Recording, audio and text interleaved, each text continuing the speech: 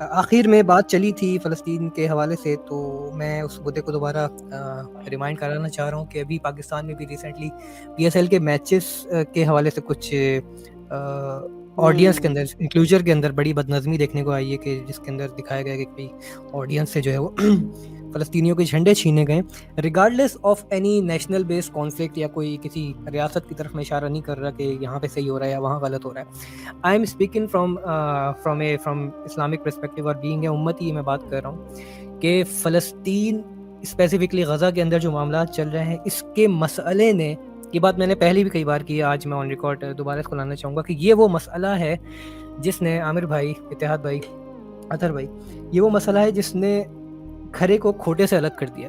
یعنی کہ اب لوگ اپنے they are revealing their true faces, who they are, مطلب یہ کون ہے، ان کے عزائم کیا ہیں. مجھے اس روایت کا علم نہیں ہے، مجھے میری تصحیح کیجیے گا اگر میں غلط کہہ رہا ہوں، کہ نبی صلی اللہ علیہ وسلم نے فرمایا تھا کہ قرب قیامت جو ہے وہ حجاز میں ایک زلزلہ آئے گا، اور پھر اس زلزلے سے منافقین جو ہے وہ باہر نکل کے آ جائے. تو میں کہتا ہوں کہ یہ بھی ایک زلزلہ ہے جس سے جو نفاق ان لوگوں کے دلوں میں وہ ظاہر ہو رہا ہے. اور یہ بہت اچھا ہوا ہے کہ ہمیں پتہ چل گیا کہ ہماری نیشن اسٹیٹ کے اندر جو جس کو ہم خدا داد ریاست کہتے ہیں، یا ایسی ریاست جس کو لوگ دارالاسلام کے طور پہ دیکھتے ہیں، وہ ہے یا نہیں ہے.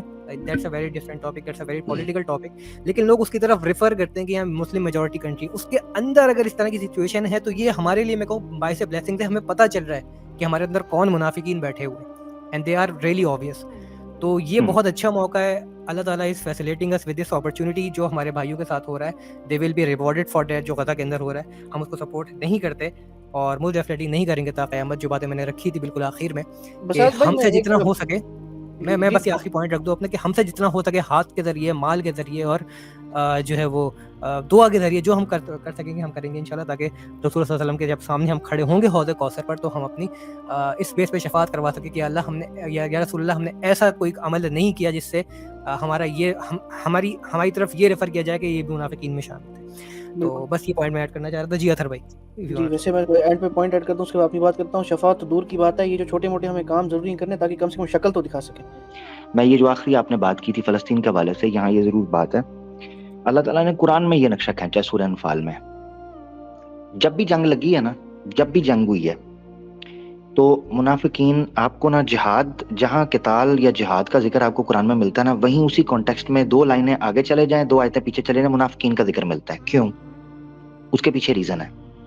ریزن یہ ہے، نمازیں سارے پڑھ لیتے ہیں، روزے سارے رکھ لیتے ہیں، یہ 6 فٹ کے وجود کے حوالے سے جو چھوٹی موٹی یہ عبادات ہیں یہ سارے کر لیتے ہیں. جہاد جو ہے نا، قتال فی سبیل اللہ، کہ حق کے لیے اس قدر آپ اپنے آپ کو بلند کر لیں کہ دنیا کے مال و زر ہوں، رشتے ناطے ہوں، جاب نوکریاں ہوں، بیوی بچے ہوں، زندگی سہانی ہو، فیوچر کے خواب ہوں، یہ سب چیزیں آپ سائڈ پر رکھ کر حق کے لیے اس طرح بلند ہوتے ہیں کہ اب آپ کہتے ہیں میری جان بھی چلی جائے، میں سچ کے لیے آواز اٹھاؤں گا، حق کے لیے آواز اٹھاؤں گا.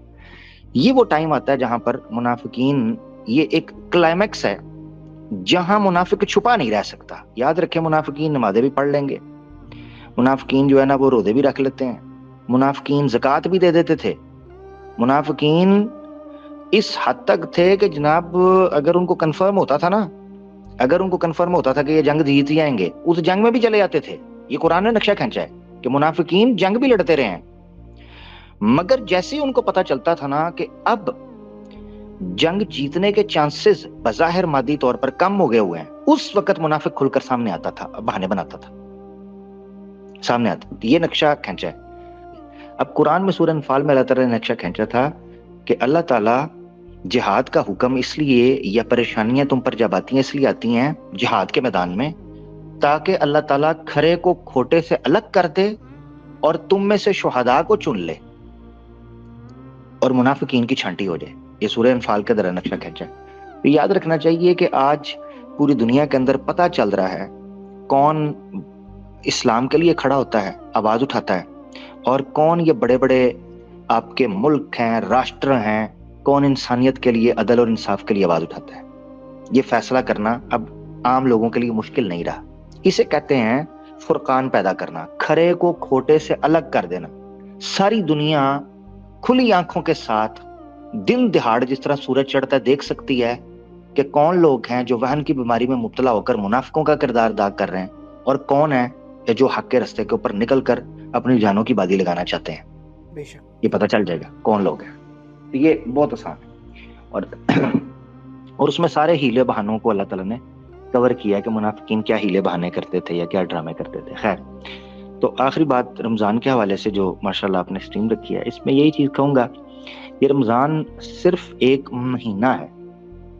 جس طرح مشین ہوتی ہے نا، مشین کی ٹیوننگ ہوتی ہے اور ٹیوننگ کے ذریعے پتہ چلتا ہے کہ مشین کے اندر کیا خرابی ہے کیا نہیں ہے، پھر اس کی ٹیوننگ کر کے اس کو بہتر بناتے ہیں. رمضان پورے سال کے اندر ایک مہینہ ہوتا ہے جو بیسیکلی ہماری ٹیوننگ کا مہینہ ہے. یہ بہت بار آپ لوگوں نے سنا.